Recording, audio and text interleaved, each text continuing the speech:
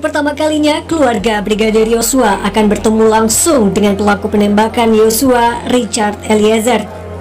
Dan kesempatan ini akan dimanfaatkan Eliezer untuk minta maaf secara langsung.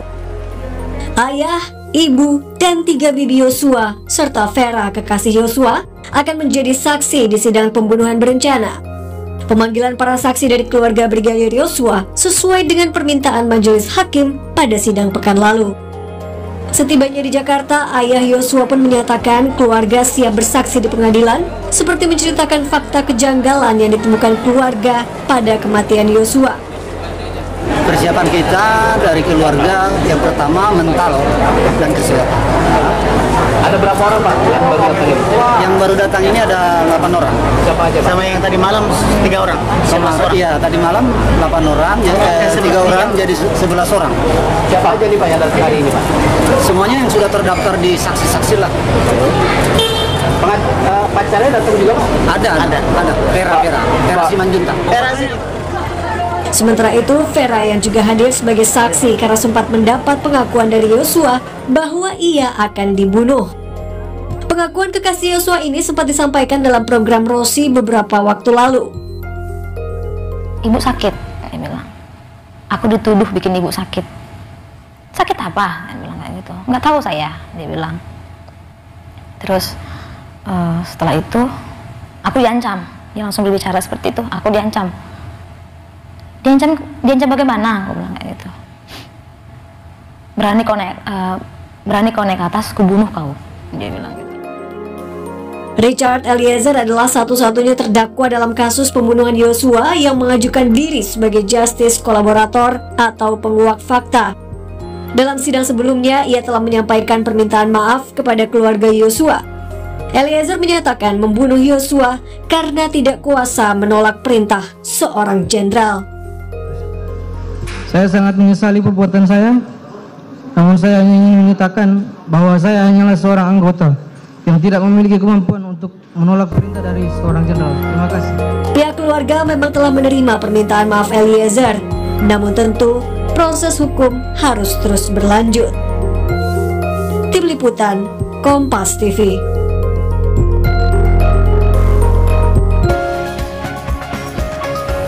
Saudara, hari ini Barada Eliezer akan menjalani sidang lanjutan dengan agenda pembuktian dan pemeriksaan 12 saksi yang akan dihadirkan oleh Jaksa Penuntut Umum. Barada Eliezer sebelumnya melalui kuasa hukum yang mengaku siap menjalani rangkaian persidangan. Bagaimana dengan persiapan hari ini dan apa yang akan dilakukan untuk menyangkal tuduhan jaksa?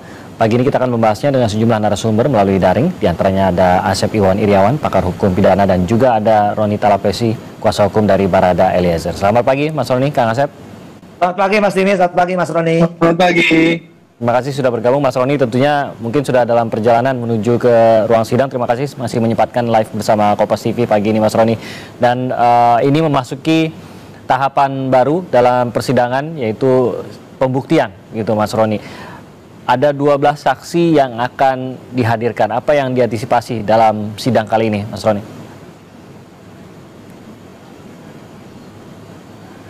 Mas Roni? Ya, kedengaran suara saya. Oke, ini saksi yang silakan, ini kan saksi yang dihadirkan oleh JPU ya.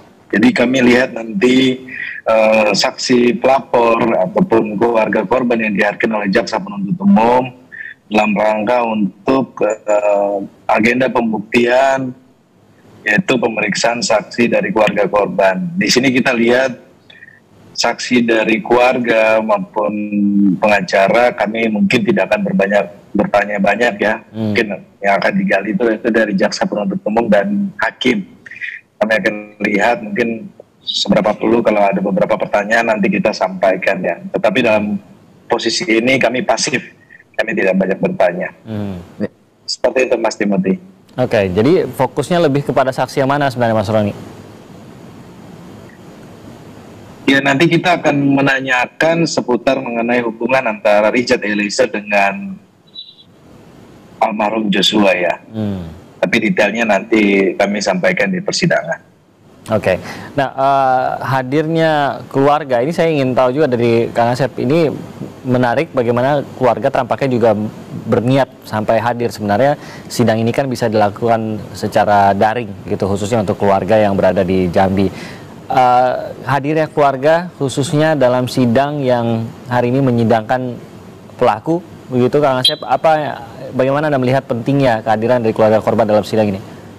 Ya, Mas Timi, kan yang dibuktikan itu adalah unsur-unsur dari yang didakwakan. Yang didakwakan itu adalah pasal pembunuhan 338 atau 340. Salah satu unsur 338 340 itu adalah menghilangkan nyawa atau menyebabkan kematian. Nah, kan ada yang meninggal, almarhum J. Nah, dari J ini kan ketahuan dari keluarganya. Jadi hari ini setidaknya satu ya membuktikan bahwa keluarga ini kehilangan seorang J. Ya, satu itu. Kedua, betul dikatakan Mas Roni tadi bahwa bagaimana hubungan nanti ya, tapi ini bukan unsur bukan prinsip ya, tapi bagaimana sebenarnya hubungan E dengan J begitu dekat, yang mungkin nanti Mas Roni lebih tahu bahwa sebenarnya kan tidak ada masalah antara J dan E gitu kan. Dan E itu itu yang penting itu sekarang adalah unsurnya kehilangan nyawa yang dilakukan oleh keluarga dan pihak J. Hanya itu aja yang membuktikan, yang lain-lain nggak ada gitu. Kalau memang dari pihak keluarga, atau juga mungkin nanti sebagai latar belakang bahwa sebelumnya tuh ada kejadian, tapi juga itu tidak terlalu signifikan. Yang signifikan adalah bagaimana membuktikan unsurnya kehilangan nyawa. Itulah nyawa itu adalah almarhum J. Soal bagaimana lakukan nanti di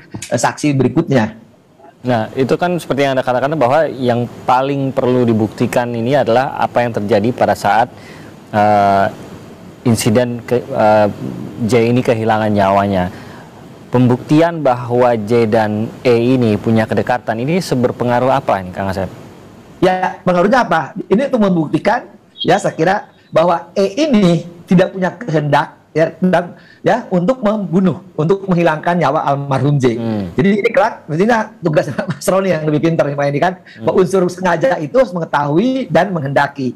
Jadi betapa dekatnya E sama J, sekamar, tempat makan tidur, tempat curhat gitu. Keluarganya juga baik, terbukti kan ketika minta maaf itu keluarganya memaafkan. Artinya ini justru sebenarnya nih bukan untuk membuktikan peristiwanya, tapi untuk meringankan E, karena E itu dalam tanda petik ya tidak mungkinlah melakukan sama J kalau bukan atas perintah dari atasannya. Itu yang akan dilakukan hari ini. Jadi sekali lagi sebenarnya saya bilang betul bahwa nanti itu ada yang menentukan justru bagaimana penghilangan nyawa yang dilakukan oleh 4 orang itu yang mungkin belum dihadirkan sekarang, yang waktu sidang pertama ya, bagaimana Mas Roni mengatakan ya, hadirkan aja PC sama PS lebih dulu gitu, karena itu memang publik belum mengharapkan itu kan. Sekarang terdekat, apalagi itu dikaitkan keterangan ahli itu kan, bahwa lukanya di mana, tembakannya di mana gitu kan. Nah itu kan persesuaiannya nanti kan selama ini mengatakan dengan tulus, dengan jujur, dengan konsisten bahwa dia menembak 3 atau 4 kali, kena mana malah masih hidup.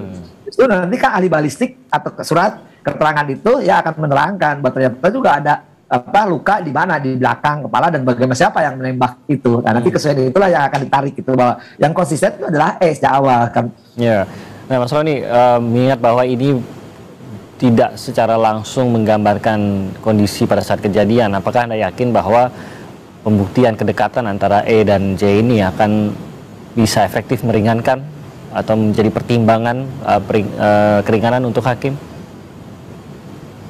Ya, Mas Timothy, ini kan dalam hal yang tadi disampaikan oleh Prof. Asep mengenai mengetahui dan menghendaki ya, Wila dan Bitten ya. Menghendaki ini kan harus kita gali lagi kan dalam persidangan ini. Nanti kita sampaikan bahwa sebenarnya kan kalau kembali lagi ke proses rekonstruksi, proses pendampingan saya di BAP, mungkin teman-teman sudah melihat bahwa sebenarnya klien saya ini tidak ada masalah secara personal antara Baradae dengan almarhum Joshua. Itu yang akan kita gali, bahwa karena tidak ada masalah, kemudian klien saya ini hanya berdasarkan perintah ya, perintah yang dalam jangka waktu yang pendek, dalam kondisi Verdi Sambo-nya lagi marah. Jadi perintah itu dan adanya desakan ya, itu nanti kita buktikan di persidangan. Tetapi mengenai hubungan antara Richard Eliezer dengan almarhum Joshua ini sebenarnya tidak ada masalah. Nah, dalam agenda persidangan ini nanti kita coba akan menanyakan langsung kepada keluarga almarhum Joshua. Oke. Tetapi yang menarik di sini, Pak Timothy, kemarin minggu lalu kan sudah disampaikan permohonan maaf dari Richard Eliezer ya. Kemudian saya juga mendengar dari berita diberikan maaf kepada Richard Eliezer ini merupakan hal yang baik ya. Kami menghargai, kami mengapresiasi, dan kami berharap bahwa sebentar permohonan maaf oleh Richard Eliezer bisa disampaikan langsung kepada keluarga almarhum Joshua. Kami sepakat bahwa proses hukum berlanjut, tetapi ini mengenai rasa kemanusiaan ya antara keluarga korban dengan Richard Eliezer yang merupakan sama-sama yang menjadi terikut dalam pusaran kasus ini ya. Nah, ini kami harapkan bahwa nanti sebentar itu juga pun akan disampaikan langsung oleh Richard Eliezer kepada orang tua almarhum Joshua. Oke, jadi itu akan dibacakan lagi begitu ya? Karena ini pertemuan langsung pertama kah? Mungkin saya ada yang saya lupa, tapi pertemuan langsung pertama kah di dalam ruang sidang nanti antara Eliezer dengan orang tua tatap muka? Ya, ini merupakan yang pertama, Mas Timothy. Yang pertama. Oke, terkait dengan 12 nama saksi yang akan dihadirkan, apakah menurut Anda seharusnya ada lagi saksi atau nama yang dihadirkan oleh JPU? Saya pikir dari saksi pelapor atau saksi korban 12 ini ya. 11 itu keluarga plus pengacara, 1 ada tenaga kesehatan. Jadi kalau dari keluarga korban menurut saya sudah ya semuanya kembali kepada jaksa penuntut umum ya, tetapi kalau di dalam berkas ini memang yang 12 yang sebagai pelapor atau keluarga korban. Oke. Inilah yang dikumpulkan terlebih dahulu dalam sidang ini. Baik, kita masih akan membahas lagi dan saya ingin tahu bagaimana efek dari permintaan dan juga pernyataan memaafkan dari keluarga Brigadir Joshua ini terhadap persidangan. Mungkin saya akan tanyakan itu ke Kang Asep nanti, tapi kita akan jeda sebentar, kami akan segera kembali.